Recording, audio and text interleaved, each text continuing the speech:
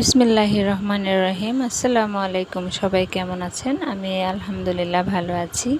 আপনারা যেখান থেকে আমার ভিডিওটা দেখছেন, কাছে বা দূরে, দেশে বা দেশের বাইরে, সবাইকে জানাচ্ছি আন্তরিকভাবে শুভেচ্ছা এবং অভিনন্দন। তো আরও একটা ছোট্ট একটা রেসিপি নিয়ে আপনাদের সামনে উপস্থিত হয়ে গেলাম। যেহেতু অনেক গরম পড়েছে, এই গরমে তেতেপুরে বাহির থেকে এসে এরকম ঠান্ডা ঠান্ডা একরকম ডেজার্ট যদি মানে মুখের সামনে পাওয়া যায় তাহলে তো আর কথাই নেই। তো আজকে আমি ডেজার্টটা একদম সিম্পলভাবে তৈরি করব, মাত্র 2-3টা উপকরণ দিয়ে। তো এখানে আমি কলা নিয়েছি, আর এখানে আমি নিয়েছি কি বলেন তো, সাবুদানাটা আমি সেদ্ধ করে নিচ্ছি।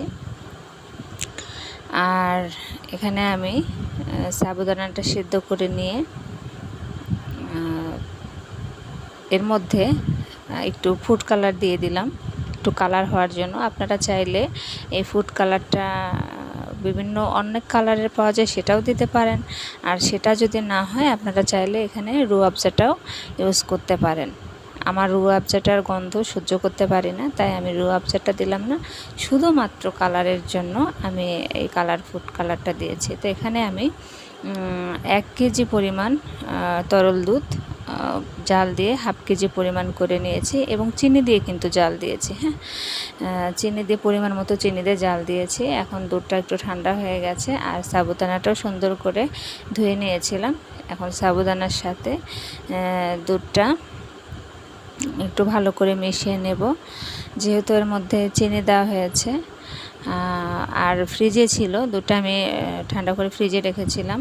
সাবুদানাটা ফ্রিজে ছিল। এর মধ্যে কয়েক টুকরা বরফ দিয়ে দিয়েছি, আর এর মধ্যে ওই যে কলাগুলো ছিল, কলাগুলো কেটে নিয়েছি। একদম সিম্পলভাবে। এগুলো সবার ঘরে এই সময় গরমের সিজনে সবার ঘরে কলা থাকে, দুধ থাকে, সাবুদানা থাকে। আর চাইলে আপনার এর মধ্যে আইসক্রিম বা হচ্ছে যে কি বলে দই দিতে পারেন।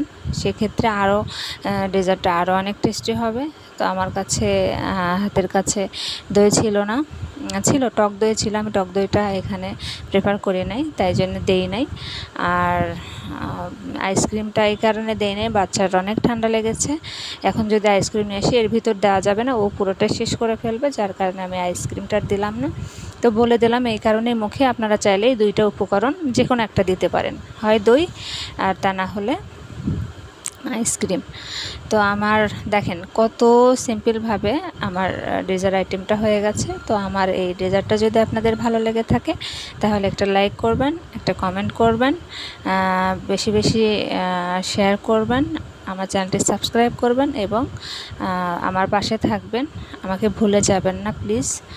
তো আমি একটু মানে চেখে দেখলাম যে মিষ্টিটা কী পরিমাণ হয়েছে। তো আলহামদুলিল্লাহ যতটুকু হওয়ার ততটুকুই হয়েছে। আমি এই পরিমাণেই মিষ্টি দিব, যেহেতু বাড়িতে আমার ডায়াবেটিসের পেশেন্ট। তো আমি এখানে সার্ভ করে দিয়েছি মাশাআল্লাহ করে। সত্যি বলতে অনেক মজা হয়েছে, আর ঠান্ডা ঠান্ডা অনেক স্বাদ। তো ভিডিওটা এখানে শেষ করছি। আল্লাহ হাফেজ, আসসালামু আলাইকুম।